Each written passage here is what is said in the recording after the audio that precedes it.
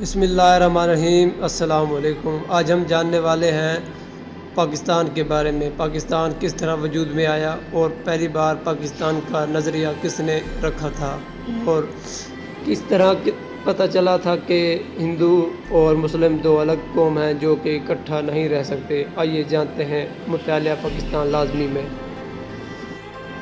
سر سید احمد خان اور دو قومی نظریہ۔ سر سید احمد خان نے شروع میں معاشرے کی اصلاحی اور تعلیمی ترقی کے لیے جو بھی کوششیں کی وہ برصغیر کے تمام باشندوں کے لیے تھی۔ وہ ہندوستان مسلم اتحاد کے زبردست حامی تھے۔ انہوں نے مسلمانوں کو کبھی بھی الگ قوم نہ کہا۔ آہستہ آہستہ ہندوؤں کی تنگ نظری کو دیکھتے ہوئے انہوں نے احساس کیا کہ ہندو اور مسلم دو الگ قوم ہیں جو کبھی بھی اکٹھے نہیں رہ سکتے۔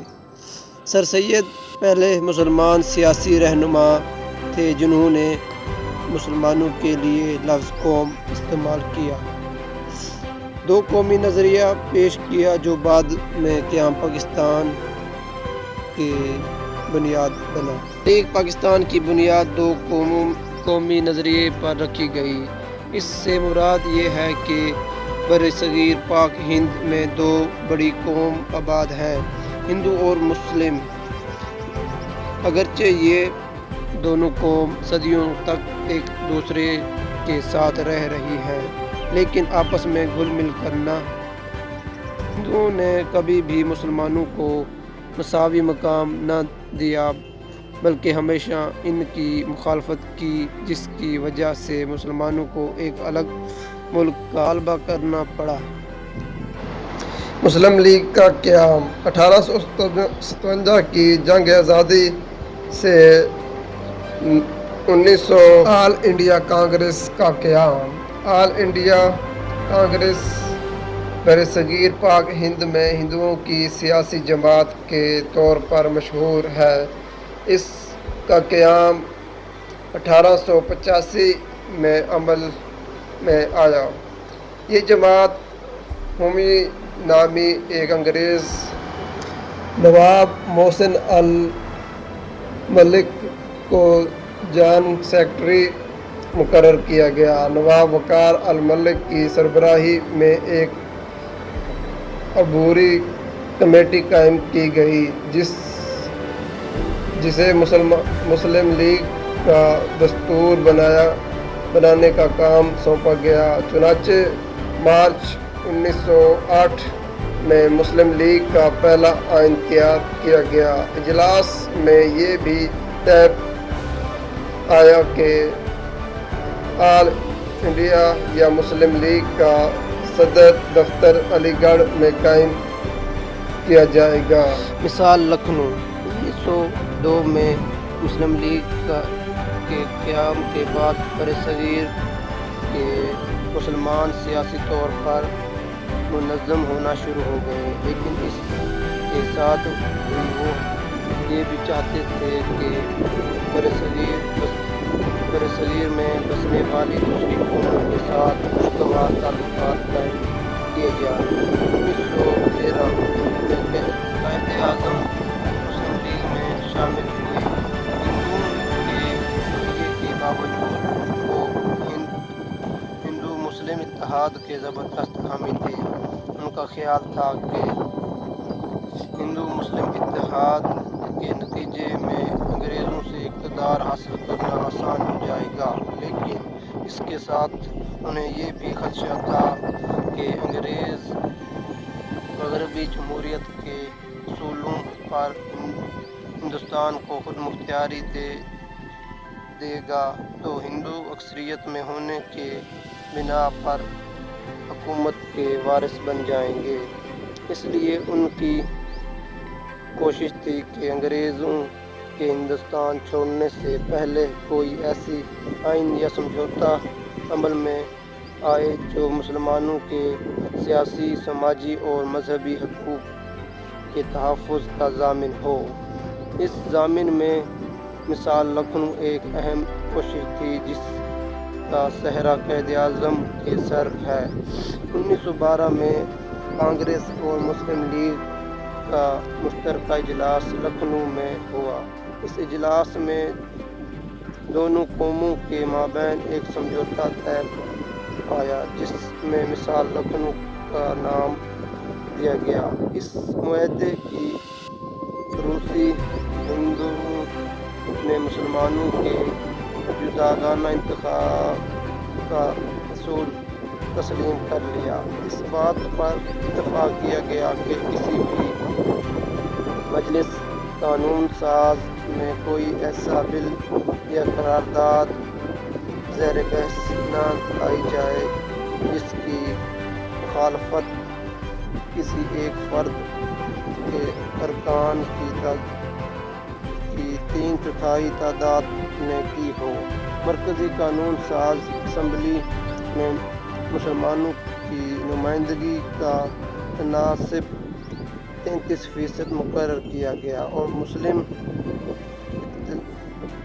اقلیت صوبوں میں آبادی کے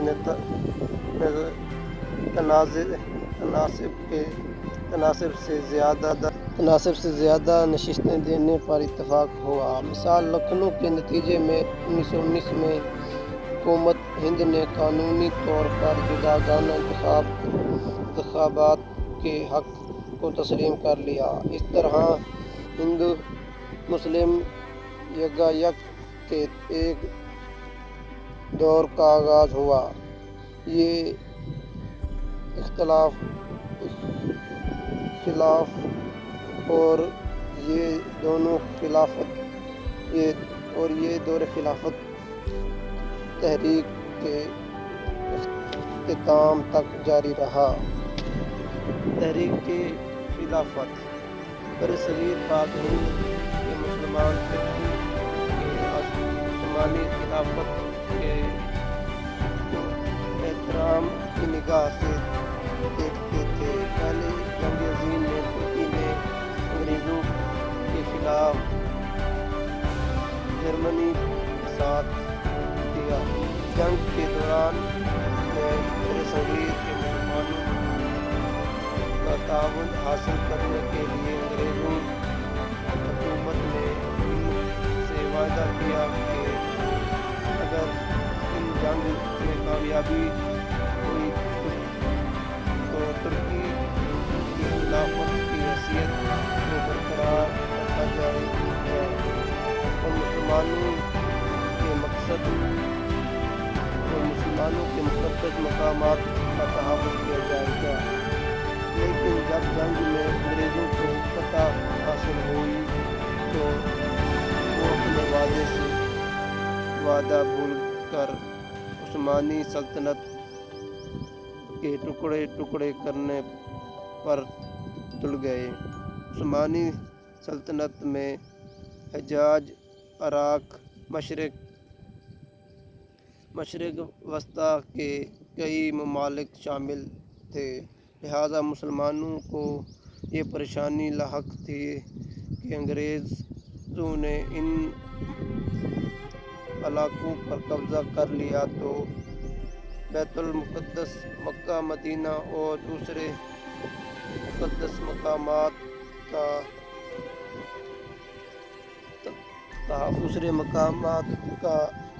تقدس پر حرف آئے گا۔ یہ وہ حالات تھے جن کی وجہ سے برصغیر کے مسلمان ایک تحریک شروع کرنے پر مجبور ہو گئے۔ اس تحریک کو تحریک خلافت کہا جاتا ہے۔ یہ تحریک 1919 میں شروع ہوئی۔ تحریک خلافت کے بنیادی مقصد مندرجہ ذیل تھے۔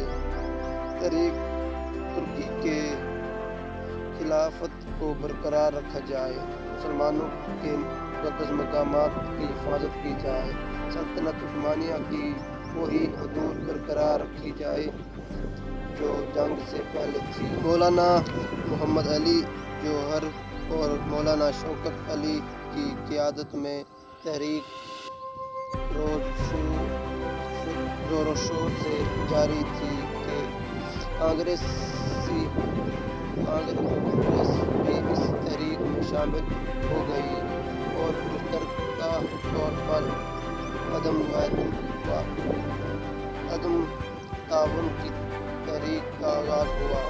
تحریک خلافت کو تقویت دینے کے لیے اس تحریک کے دوران ان میں عوام کو سوال اور فوجی نوکریاں ترک کرنے کو کہا گیا۔ سرکاری ملازموں نے انگریزی حکومت کی ملازمت ترک کر دی اور اس کے علاوہ انگریزی مصنوعات کا بائیکاٹ کیا، جس سے تناسل کاروں کا کافی نقصان ہوا۔ والدین نے اسکولوں اور کالجوں میں بچوں کو بھیجنا بند کر دیا۔ اس صورتحال نے انگریزوں حکومت کو پریشان کر دیا۔ قریب تھا کہ انگریز اس قوت سے سامنا چک جائیں کہ ایک گاؤں چوری میں مشتعل ہجوم نے ایک پولیس چوکی کو عملے سمیت آگ لگا کر جلا دیا۔ اس واقعے سے مشتعل ہو کر کانگریس نے تحریک تعاون ختم کر دیا اعلان کر دیا، جس کی وجہ سے تحریک خلافت دم ہو کر رہ گئی۔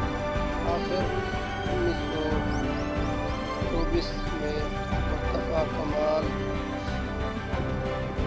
پاشا نے ترکی میں خلافت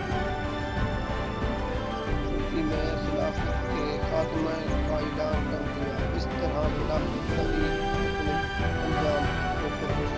ہجرت تحریک خلافت کے درمیان ہی برصغیر کے چند مسلم عالم نے یہ فتویٰ جاری کیا کہ ہندوستان دارالحرم ہے، لہٰذا مسلمانوں کو کسی مسلم ملک کی طرف ہجرت کرنی چاہیے۔ اس کے نتیجے میں تقریباً 18,000 افراد ملازمت چھوڑ کر، جائیدادیں بیچ کر پڑوسی ملک افغانستان کی طرف چل پڑے۔ افغانستان کی حکومت نے شروع میں مہاجرین کی کچھ تعداد کا مقدم کیا، لیکن بعد میں اپنے ملک میں مہاجرین کے داخلے پر پابندی عائد کر دی۔ افغانستان کے اس فیصلے پر مجبور کئی لوگ واپسی آنے پر مجبور ہو گئے۔ راستے کی تکلیف اور موسمی شدت اور روپے پیسہ کی کمی کی وجہ سے بہت سے لوگ راستے میں ہی مر گئے۔ جو لوگ واپس پہنچے وہ ایک عرصے تک بے شمار مالی اور سماجی مشکلات سے دوچار رہے۔ یوں یہ تحریک جو خلافت تحریک کا حصہ تھی، ناکامی کا شکار ہو گئی۔ تحریک خلافت بظاہر تو ناکام رہی، لیکن اس کی وجہ سے نہ صرف مسلمانوں میں سیاسی بیداری پیدا ہوئی بلکہ برطانوی حکومت کو مسلمانوں کی یکجہتی کا احساس ہوا۔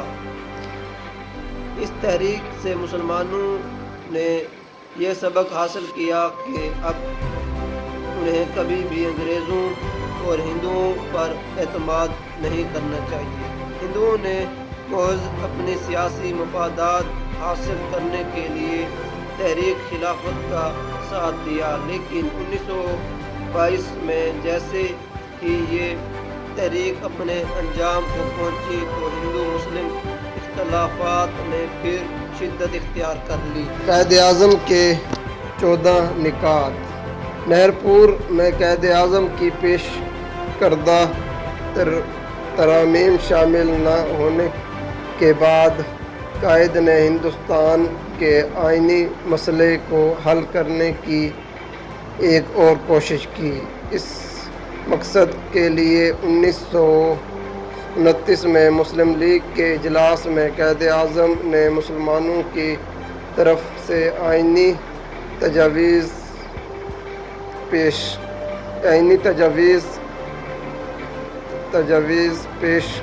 کی جو 14 نکات کے نام سے مشہور ہوئی۔ ان نکات کے تحت مسلمانوں نے مطالبہ کیا آئندہ آئین وفاقی ہو جس میں صوبوں کو زیادہ سے زیادہ خود مختاری دی جائے، تمام صوبوں کو مکمل خود مختاری حاصل ہو اور انہیں یکساں اختیارات دیے جائیں، صوبوں میں اقلیتوں کو معزز بنا نمائندگی دی جائے، مرکزی اسمبلی میں مسلمانوں کی نمائندگی ایک تہائی کم نہ ہو، جداگانہ انتخابات کا طریقہ رچایا گیا، اگر کبھی صوبوں کی حدود میں تبدیلی کرنا ہو تو اس بات کا خیال رکھا جائے کہ مسلمان اکثریت والے صوبوں میں مسلمان اکثریت متاثر نہ ہو، تمام فرقوں کو مکمل اور یکساں مذہبی آزادی کی ضمانت دی جائے، اگر کوئی مسودہ قانون کسی خاص فرقے سے متعلق ہو اور اگر اس فرقے کے 3/4 ارکان اس مسودے کے خلاف رائے دیں تو مسودہ نامنظور سمجھا جائے۔ سندھ کو بمبئی سے الگ کر کے جدا صوبے کی حیثیت دی جائے، دیگر صوبوں کی مانند صوبہ سرحد اور بلوچستان میں اصلاحات جاری کی جائیں، مسلمانوں کو ملازمتیں میں ان کی اہلیت کے مطابق حصہ دیا جائے، مسلمانوں کو مذہبی و ثقافتی تحفظ دیا جائے، صوبائی اور مرکزی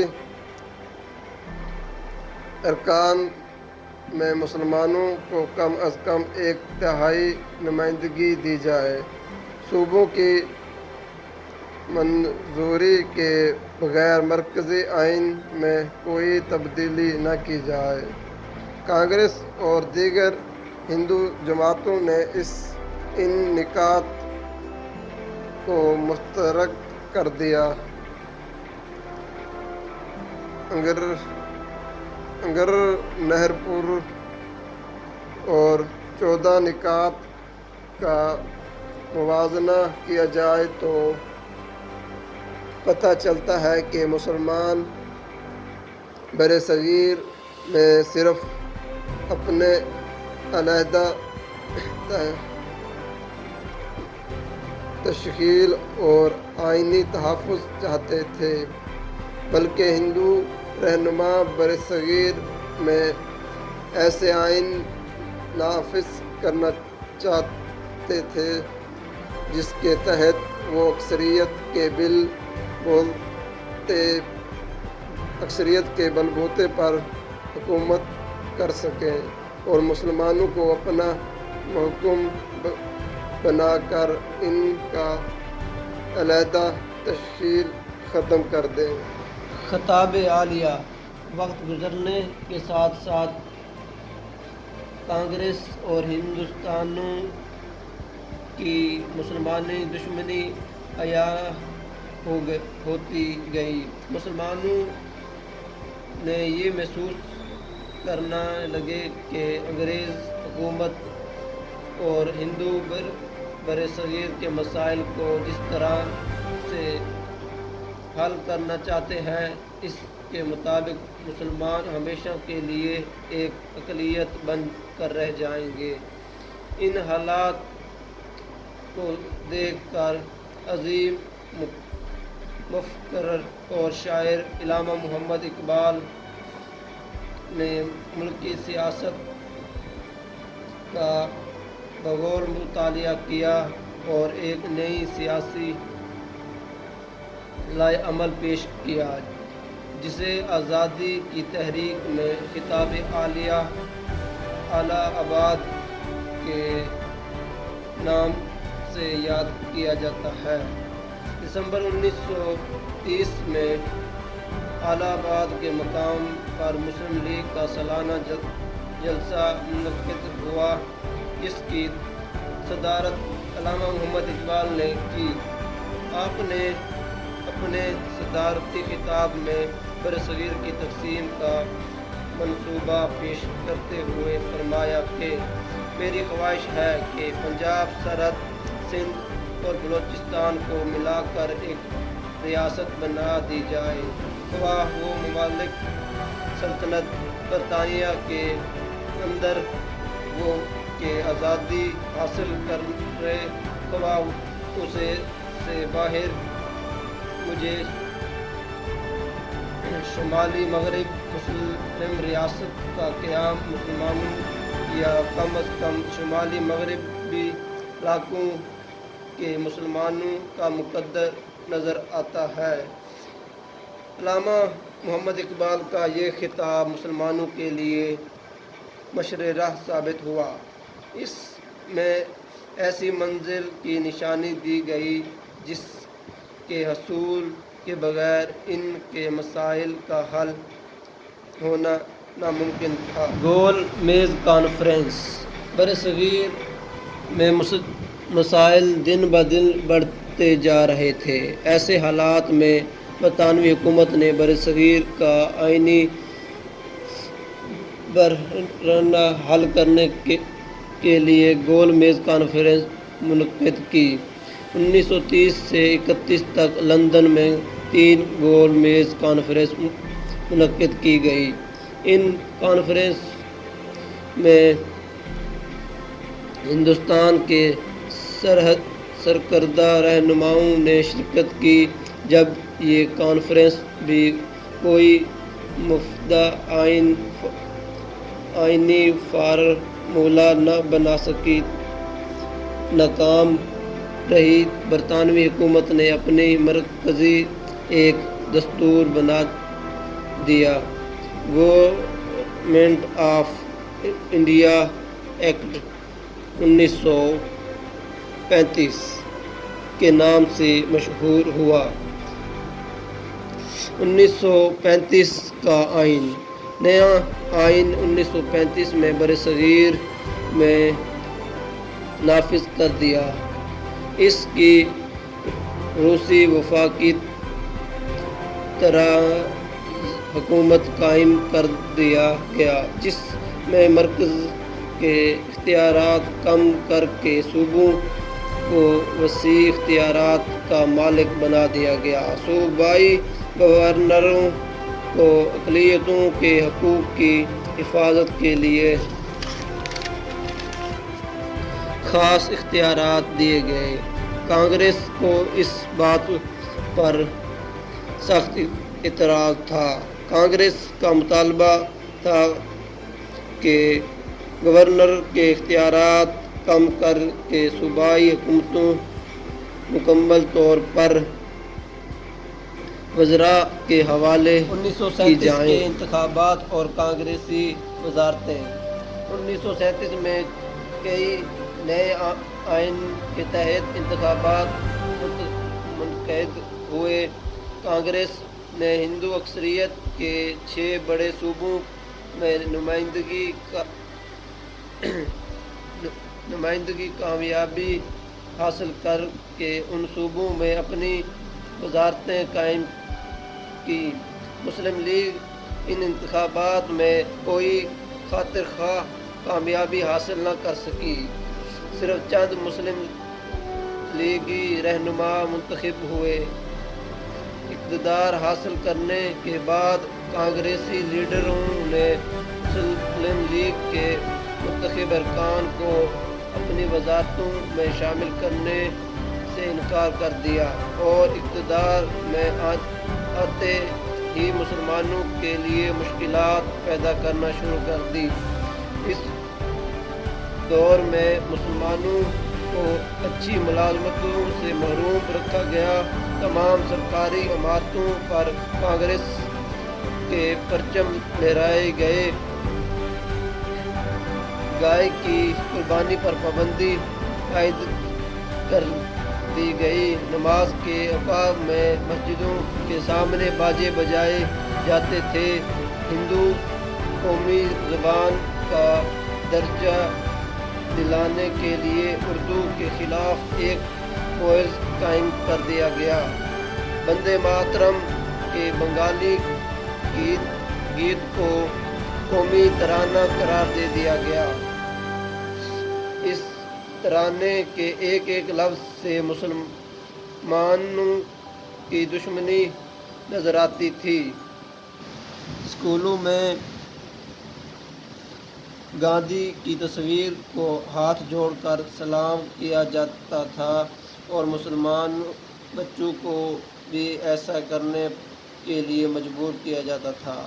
مختصر یہ کہ ہندوستان سے مسلمانوں کے ساتھ اور تہذیب کو ختم کرنے کی ہر ممکن کوشش کی گئی۔ ان حالات کو دیکھ کر مسلمانوں کو یقین ہو گیا کہ ان کانگریسی کا تحت پورے ملک پر قائم ہوا تو مسلمانوں کا مذہبی لسانی تہذیب ختم ہو جائے گا۔ دسمبر 1939 میں دوسری جنگ عظیم شروع ہوئی۔ برطانوی حکومت چنانچہ تیاریوں کے لیے برصغیر کے لوگوں کا تعاون چاہتی تھی۔ اس مقصد کے لیے قائد اعظم کو باعث کیا۔ کیفیت شروع کی کے بعد اعلان کیا کہ جنگ کے بعد 1935 کے آئین میں جو ترامیم کی جائے گی اس کے لیے ہندوستان کے مختلف فرقوں اور سیاسی جماعتوں سے مشورہ کیا جائے گا۔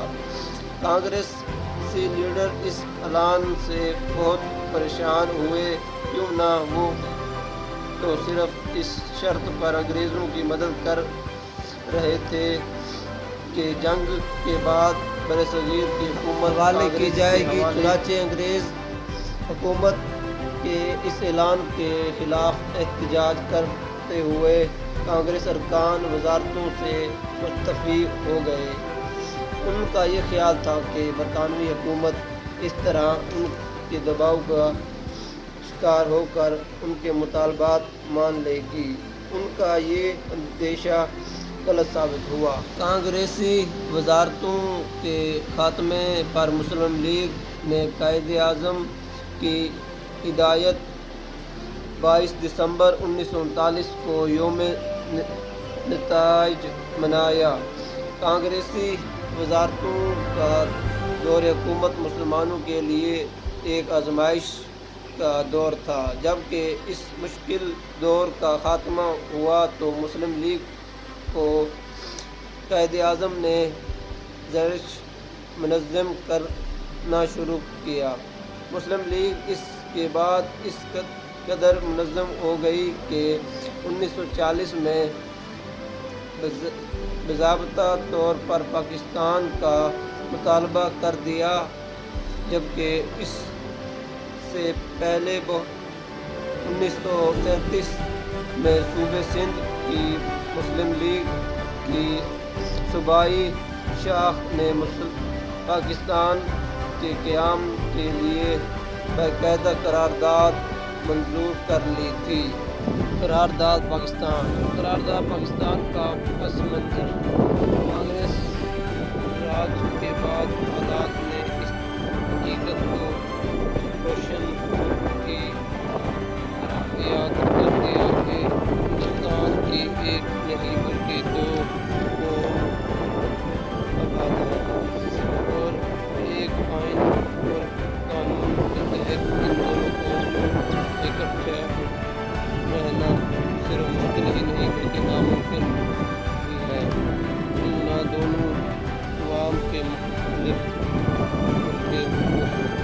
مفادات سماجی اور سیاسی نظریات رکھتے ہوئے ان حالات کی روشنی میں مسلمانوں کے لیے سیاسی رہنما نے انگریزوں پر واضح کر دیا کہ جب تک ان کے علیحدہ سیاسی اور سماجی حیثیت کو تسلیم نہ کیا جائے اور انہیں اپنا عقائد اور اصولوں کے مطابق زندگی گزارنے کے مواقع فراہم نہ کیے جائیں تب تک برصغیر کے سیاسی مسائل کا حل ہونا ناممکن ہی نہیں۔ لیکن کانگریس نے صرف مسلمانوں کی جداگانہ قوم کوشش کو تسلیم کرنے سے انکار کر رہی تھی بلکہ ایسی پالیسی اختیار کر رہی تھی جن کا مقصد مسلمانوں کے مفادات کو نقصان پہنچانا تھا۔ جب مسلمانوں کو یقین ہو گیا کہ کانگریس کا اصل مقصد مسلمانوں کے مذہبی تہذیب و تمیز کو مٹا کر ایک ہندوستانی تہذیب کو تشکیل دینا ہے تو انہوں نے اپنے قومی تحفظ کو برقرار رکھنے کے لیے واحد وطن کا مطالبہ کر دیا۔ قرارداد پاکستان 22 مارچ 1940 کو مسلم لیگ کا سالانہ اجلاس لاہور میں منعقد ہوا۔ اس اجلاس میں مسلمانانہ ہند نے اپنے لیے علیحدہ وطن کا مطالبہ پیش کیا۔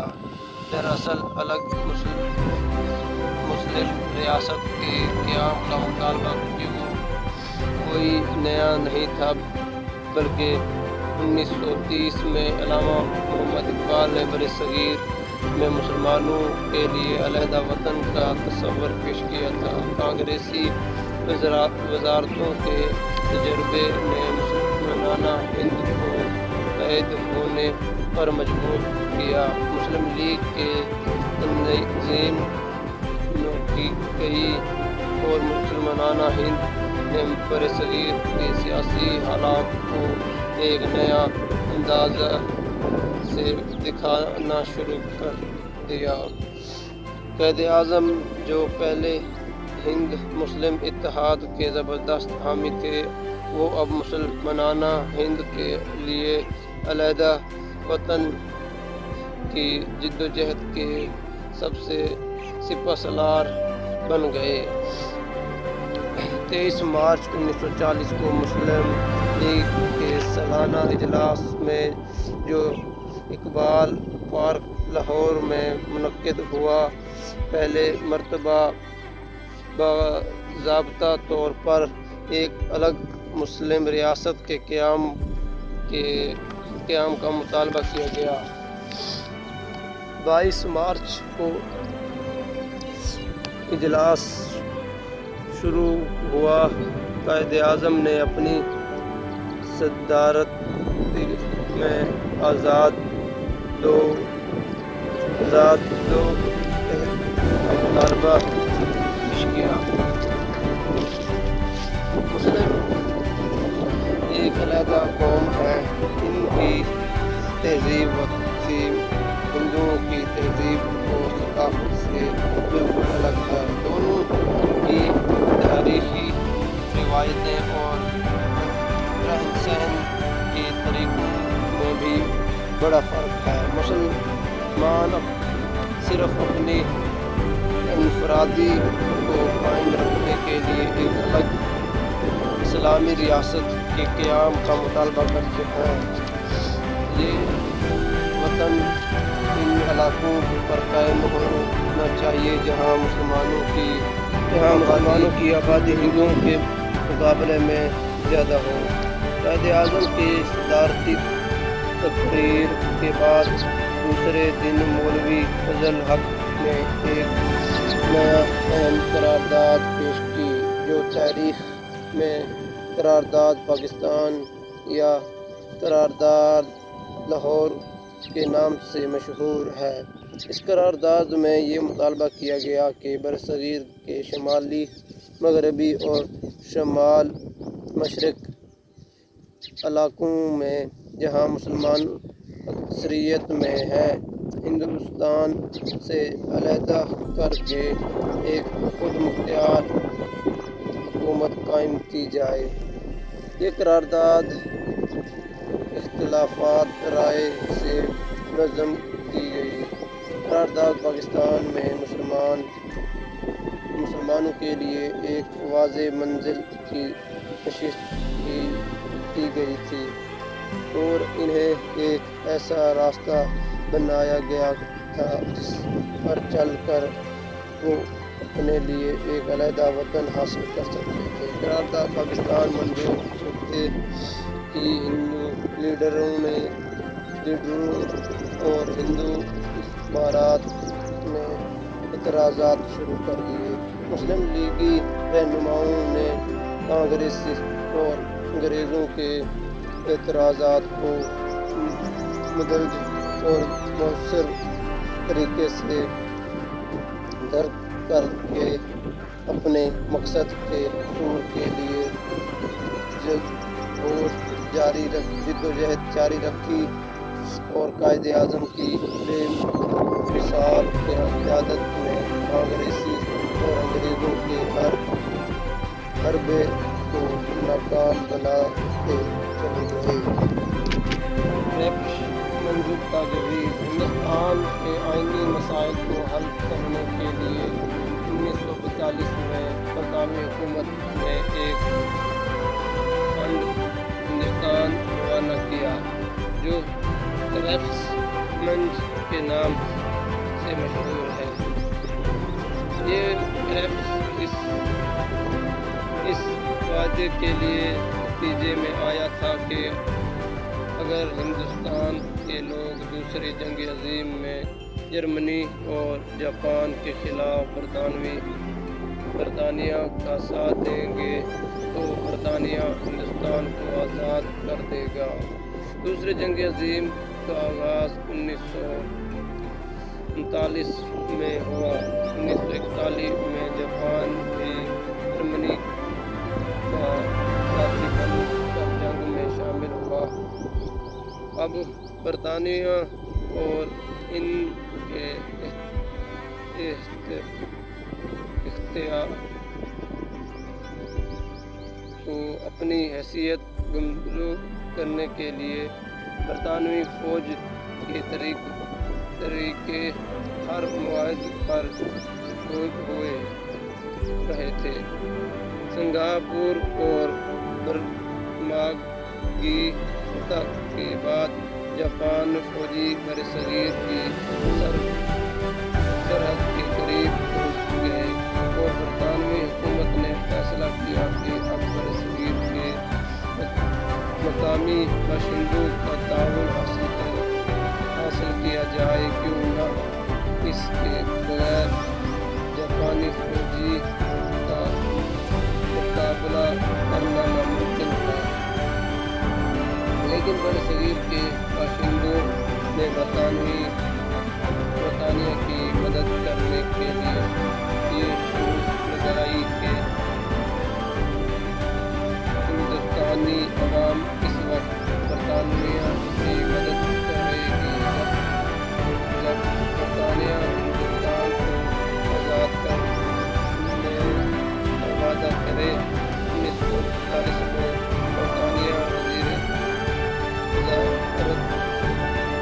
برطانیہ وزیر اعظم نے اپنی قیادت کے ایک اہم رکن کو سیکرٹری پیش کو ہندوستان بھیجا۔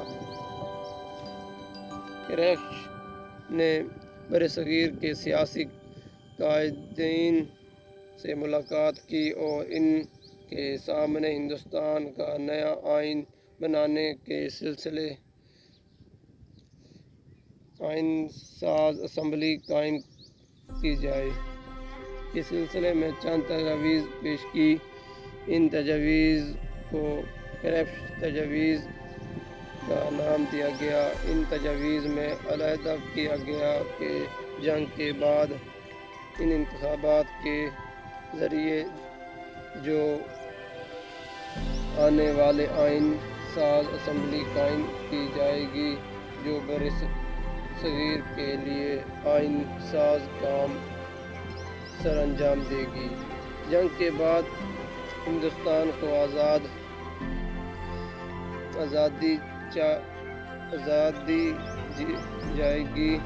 دی جائے گی۔ اس میں وہ تجویز برطانوی کے متحد ضرور ہوگا، لیکن اندرونی اور بیرونی طور پر خود مختار۔ ان تجاویز کے ساتھ یہ بھی اعلان کیا گیا کہ جنگ کے دوران کسی قسم کی آئینی تبدیلی نہیں لائی جائے گی اور ملک کے دفاع کی تمام تر ذمہ داری حکومت برطانیہ کی ہوگی۔ ہندوستان چھوڑ دو تحریک۔ کریپس کی ناکامی کے بعد حالات ایسے پیدا ہو چکے کہ مسائل کو کوئی صورت نظر نہیں آ رہی تھی۔ کانگریسی حالات میں پورے برصغیر پر حکومت کرنا چاہتی تھی، جبکہ مسلم لیگ ایک الگ ریاست کی خواہاں تھی۔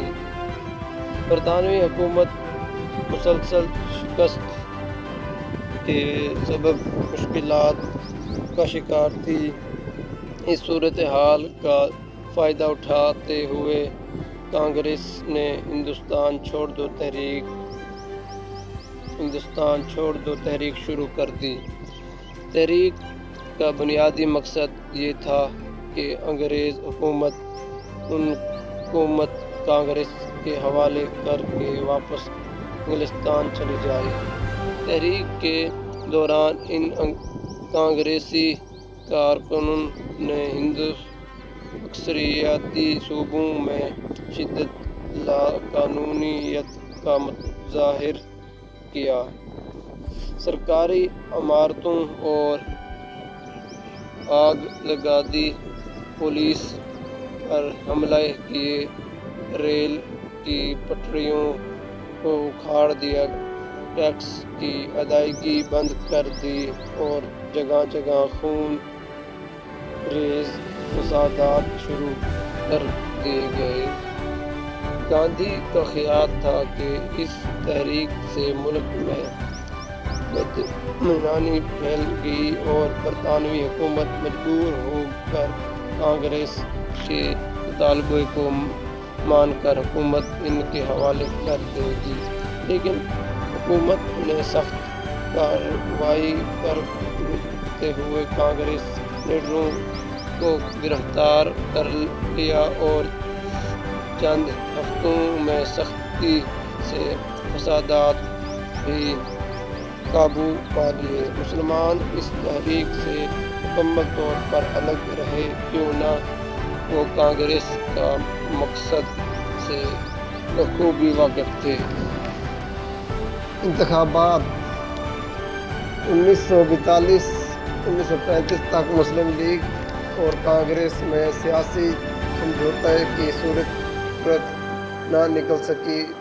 اس دوران ان جنگ عظیم کے خاتمے کے بعد برطانیہ کی صورتحال بھی بہتر ہو گئی، چنانچہ ہند لارڈیون نے اپنی انتظامیہ کو نسل کی تشکیل کے لیے 1935 میں شمالیہ کے مقام پر ایک کانفرنس منعقد کی۔ گاندھی کے علاوہ تمام سیاسی جماعتوں کے نمائندے شامل ہوئے، لیکن سمجھوتے کی صورت پیدا نہ ہو سکی اور یہ کانفرنس ناکام رہی۔ 1935 میں عام انتخابات کروائے گئے۔ ان میں مسلم لیگ نے مرکزی اسمبلی کی تمام مسلم نشستیں جیت لی، جبکہ صوبائی اسمبلی کی 90% مسلم نشستیں حاصل کی۔ اس طرح مسلم لیگ نے یہ ثابت کر دیا کہ مسلم لیگ ہی مسلمانوں کی واحد نمائندہ جماعت ہے۔ اپنے اس کامیابی پر مسلم لیگ نے جنوری 1946 کو یوم دفاع منایا۔ اپریل 1942 میں قائد اعظم نے مرکزی صوبائی اسمبلی کے منتخب شدہ ممبران کا وہی دہلی میں بلایا۔ اس میں ایک بار پھر مسلم اکثریت علاقے پر مشتمل ایک آزاد ممالک کا قیام کے مطالبے کو دہرایا گیا۔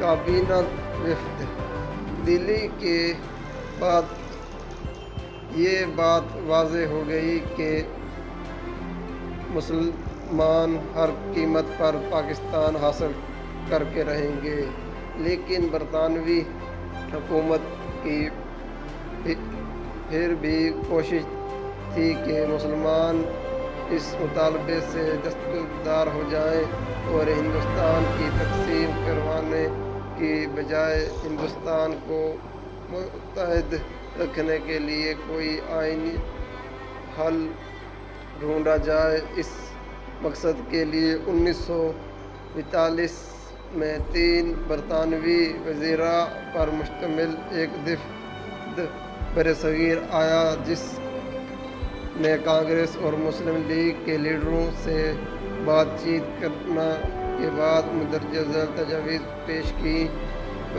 برصغیر کے تمام صوبوں اور ریاستوں پر مشتمل ایک یونین آف انڈیا بنائی جائے، جس کے ذمہ عموماً خارجہ دفاع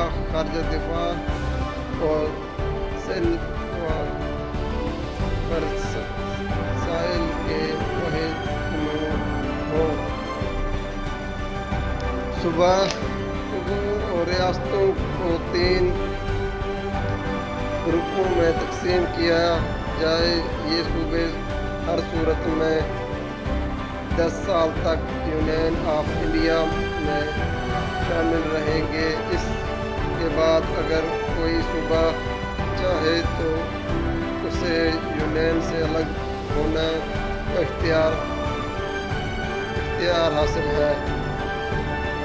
کابینہ وفد کی تجاویز کو مسلم لیگ نے پہلے تو منظور کیا، لیکن جب کانگریس نے ان تجاویز میں 2 بدل کروانی چاہی تو مسلم لیگ نے اپنی منظوری کا فیصلہ واپس لے لیا، اور پھر کانگریس نے بھی ان تجاویز کو رد کر دیا۔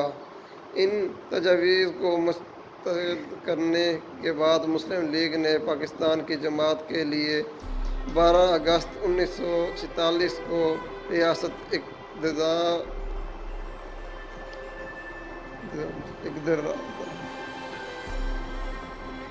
اقدام کا دن منایا۔ عبوری حکومت: جیسا کہ برطانوی حکومت کا جھکاؤ ہمیشہ کانگریس کی طرف رہا، 1946 میں ہندوستان کانگریس ارکان پر مشتمل عبوری حکومت کے قیام کا اعلان کر دیا۔ اس اعلان سے مسلمانوں میں بے چینی بڑھ گئی اور ہنگامی آرائی اور فسادات کا سلسلہ شروع ہو گیا۔ یہ حالات دیکھ کر مسلم لیگ کو عبوری حکومت میں شمولیت کی دعوت دی اور مسلم لیگ کے 5 ارکان حکومت میں شامل ہو گئے، لیکن یہ عبوری حکومت بھی مؤثر طور پر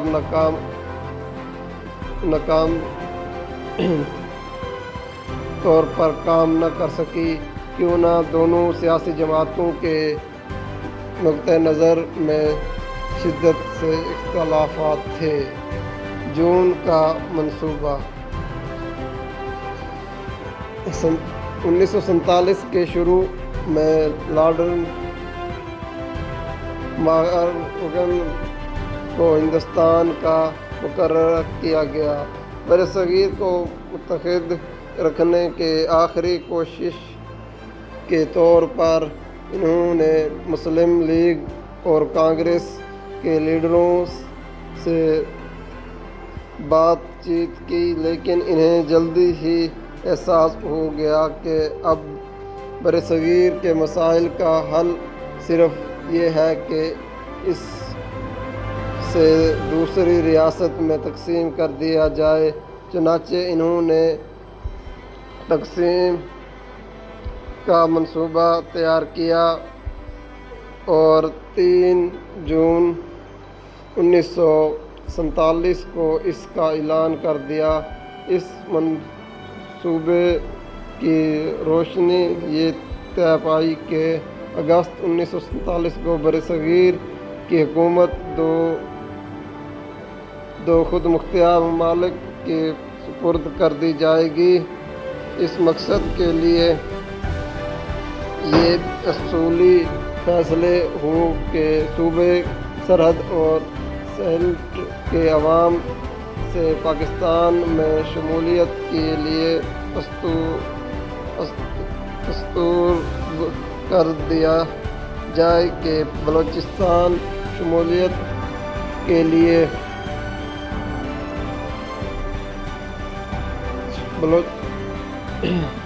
بلوچستان کی شمولیت کے بارے میں فیصلہ وہاں کا شاہی جرگہ کرے گا۔ پنجاب اور بنگال کی تقسیم کے لیے ایک باؤنڈری کمیشن مقرر کیا گیا۔ اگرچہ مسلم لیگ بنگال اور پنجاب کی تقسیم کے فیصلے کو اصولی طور پر قبول نہیں کرتے تھے، تاہم اس نے منصوبے کی بنیادی اصولوں کو مسلسل قبول کر لیا۔ دونوں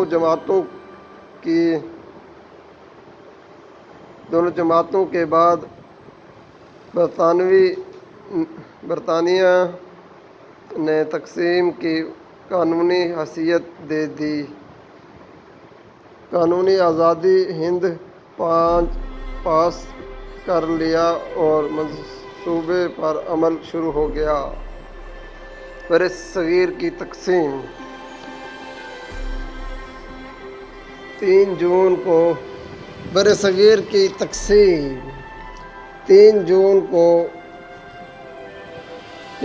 کو منصوبے کی منظوری کے بعد اس پر عمل درآمد ہونا شروع ہو گیا۔ سندھ اسمبلی نے منفقہ طور پر پاکستان میں شمولیت کا اعلان کیا۔ صوبہ سرحد اور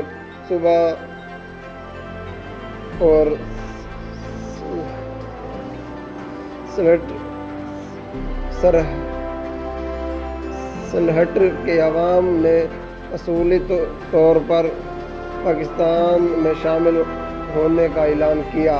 بلوچستان کے شاہی جرگے نے پاکستان میں شمولیت کا اعلان کیا۔ پنجاب اور بنگال کی اسمبلیوں کے ارکان نے صوبوں کی تقسیم کے حق میں فیصلہ کیا۔ اس کے ساتھ بنگال اور پنجاب کی سرحدوں کے تعین کے لیے باؤنڈری کمیشن مقرر کیا گیا اور سر سید ریڈوکینڈ کو اس کا سربراہ بنایا گیا۔ اس کمیشن نے جو فیصلے کیے ریڈوکینڈ کے نام سے مشہور ہیں۔ ریڈوکلیف نے سرحدوں کی حدود میں نہایت ہی جانبداری کا مظاہرہ کرتے ہوئے ناانصافی کی۔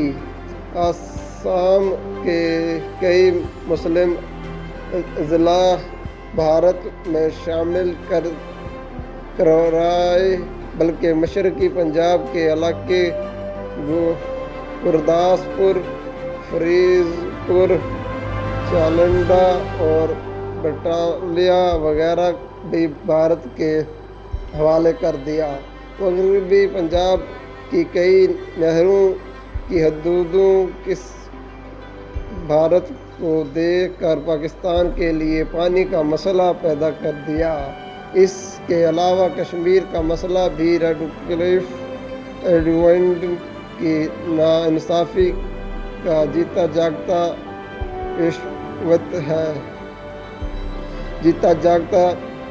ثبوت ہے، جس کی تفصیل آپ آگے پڑھیں گے۔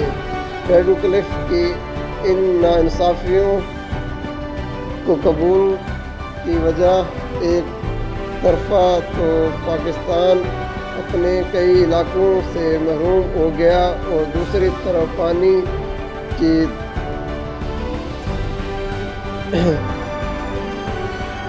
تقسیم اور کشمیر کے تنازع جیسے مسائل پیدا ہو گئے، جو آج تک ہندوستان اور پاکستان کے درمیان خوشگوار تعلقات قائم کرنے میں سب سے بڑی رکاوٹ بنے ہوئے ہیں۔ ظہور پاکستان برصغیر کی تقسیم کے فیصلے کے بعد برطانوی حکومت نے 1945 کے قانون میں سب مناسب ترمیم کر کے اس آئین کو دونوں ممالک میں الگ الگ نافذ کرنے کا فیصلہ کیا۔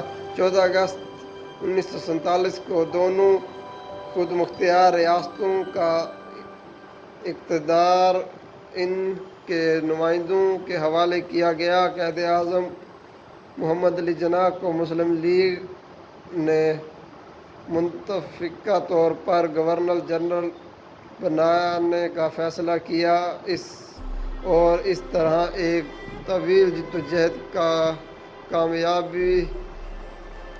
کامیابی کے طور پر پوری ہو گئی۔ اگر مزید پاکستان کے بارے میں آپ نے جاننا ہے تو نیچے کمنٹ کریں، اور باقی کی جتنی بھی سٹوری ہم بعد میں آپ کو پڑھ کے سنائیں گے اچھے طریقے سے۔ اگر اس میں کوئی غلطی کوتاہی ہے تو وہ بھی آپ کمنٹ میں بتا دیں، کیونکہ ہم نے پہلی بار اتنی لمبی سٹوری پڑھ کے آپ کو سنائی ہے۔